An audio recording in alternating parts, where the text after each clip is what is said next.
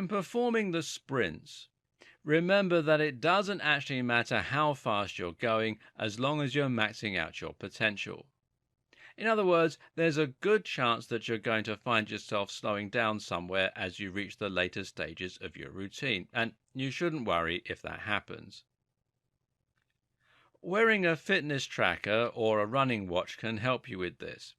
Something like the Garmin Vivo Active will provide the best of both worlds here by acting as a fitness tracker throughout the day, measuring your heart rate and your steps, etc., but acting as a running watch during training and letting you monitor your route and your metrics. Your maximum heart rate is something you can calculate quite easily. Simply go for a sprint or engage in other activity with maximum effort. Monitor your heart rate and you should find that it never goes beyond a certain point. This point is your max heart rate, and it's what you should be aiming to hit whenever you perform the high-intensity portions of these workouts. The speed is less important. And of course, you can also use this to work out 70% of your MHR, which should be your fat-burning zone. While HIIT itself is fairly simple to grasp, there are actually a lot of different factors to consider. For example, you need to decide whether to use exercise machines or to avoid them and train outside instead.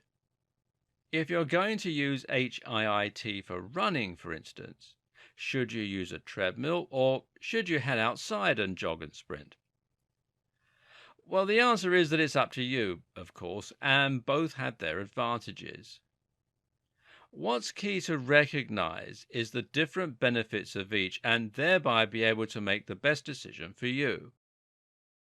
Now, a lot of people will look down on exercise machines. There are a number of problems with these. For starters, they prevent you from getting outside, which in itself has a huge number of different health benefits. At the same time, though, you'll also find that running outside has the advantage of training your legs harder and actually uses significantly different biomechanics. That's because running on a pavement or grass will require pulling force generated in your legs as you have to pull your body along the ground. Conversely, when you run on a treadmill, you only need to lift your legs off the ground as the treadmill moves underneath you. As such, there is actually less effort involved in running on a treadmill. Running outside is also a lot more varied. While it's possible to alter the angle and the pace on a treadmill, it's still going to involve selecting from one of a number of different positions and sticking with it. When you run outside, meanwhile, you're forced to constantly adapt to changes in the shape of the ground, to the gradient that you're running on, and more.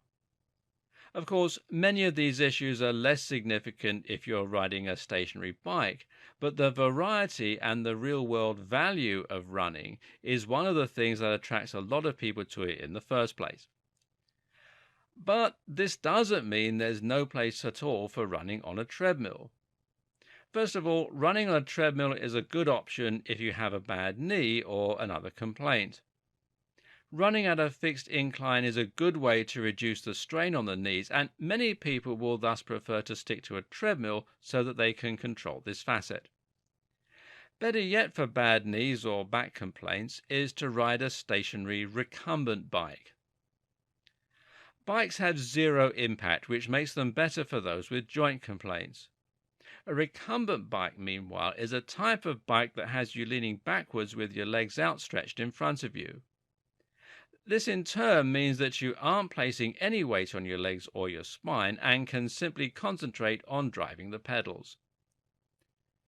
CV machines are also great for training when you can't be bothered to head outside because it's raining or cold, and if you're someone who will struggle to be motivated in this regard, then you should consider that a very big bonus. It's always better to perform an easier form of exercise and stick with it than it is to perform a more challenging form but then give up after the first week. Lastly, running on machines will give you the ability to precisely control the level of challenge. This means you can monitor the exact speed you're able to maintain and get a very good estimate of your calorie burn.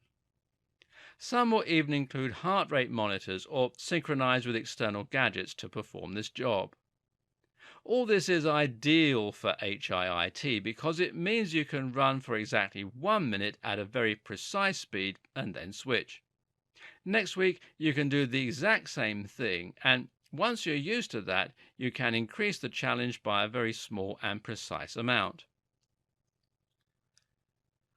Before we get into the different tools and strategies you can use to mix up your HIIT training, note that there is a way you can increase your calorie burn significantly simply by changing the time of day that you train.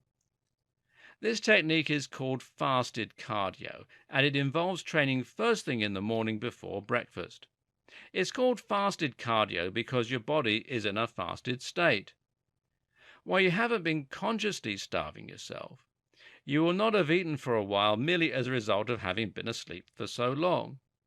This means your body will be very low on energy reserves as your glycogen stores and blood sugar are all but depleted.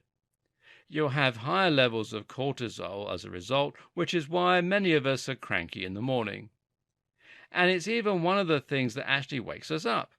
Cortisol is one of our wakefulness neurotransmitters, and it works in direct opposition to melatonin.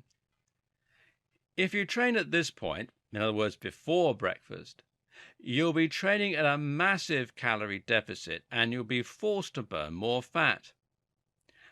Unfortunately, this also means you're more likely to burn muscle. This is mitigated to some extent by performing HIIT rather than steady-state cardio, and especially if you're using concurrent training. More about that later. But it's worth bearing in mind if your goal is to build lean muscle. If your goal is simply weight loss, though, then go for it. Just make sure to give yourself a few minutes after getting up so that your spine is less vulnerable to injury.